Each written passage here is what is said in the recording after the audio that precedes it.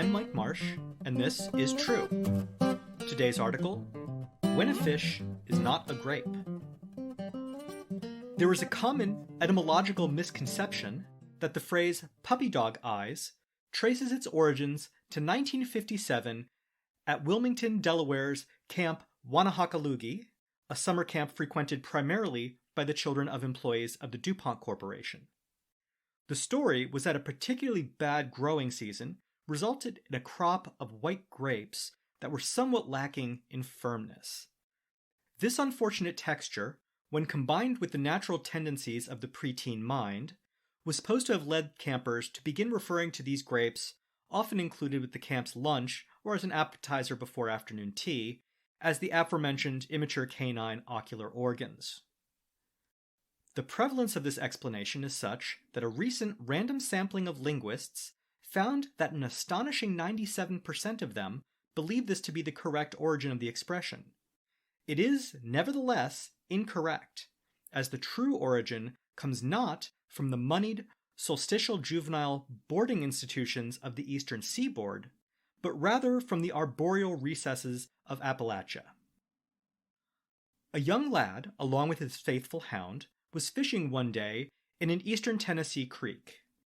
The dog, as well as the boy's fishing gear, were piled into the go-kart with which the boy had recently won the Sevier County non-motorized downhill race and first aid training course, his radio flyer wagon being in the shop at the time for a transmission rebuild. As luck would have it, the only fish biting that day were mud puppies, but their size was made up for by their number, and as evening approached, the go-kart was nearly full. The boy loaded the rest of his gear and the hound into the go-kart and began pulling it towards home.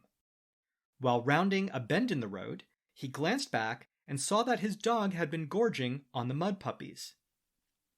Intending to scold the animal, the boy turned, at the same time letting go of the cart. Owing to the slight downward slope of the road and the quality with which the go-kart was constructed, the cart immediately began to roll under gravity's influence, quickly reaching speeds well beyond the boy's capacity to keep pace. Eventually, of course, the go-kart rolled to a stop, coincidentally not far from the center of town.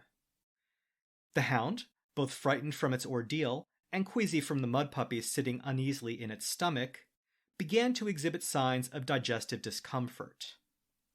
Much to the consternation of the gathered townsfolk, the hound began vomiting up the fish it had eaten. Oddly, the most distinguishable feature of the mud puppies in mid-digestion were the eyes.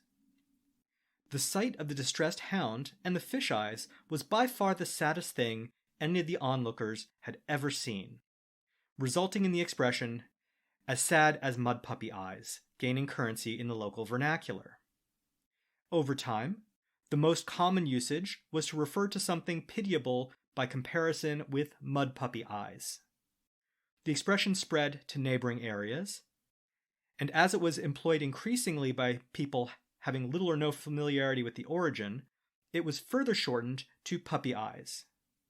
The transformation to the phrase as currently known, with the earliest recorded instance being in a 1963 op-ed piece in the New York Times, derives from a misunderstanding of its origin. The veracity of this origin for the phrase puppy dog eyes is established by the fortunate coincidence that a now anonymous local was, at the time, recording local footage with his recently purchased Sears Roebuck home video camera.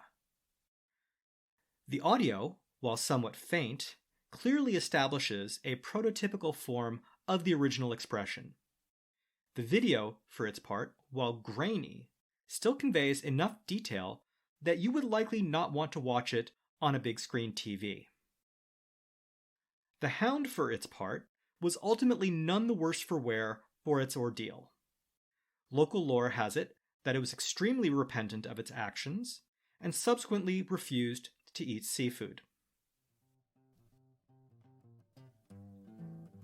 This has been True. Find us online at truecast.com. Our theme song is Bouncy by Sean McMullen from his album Everything. You can find more of his music at sofadogstudio.com.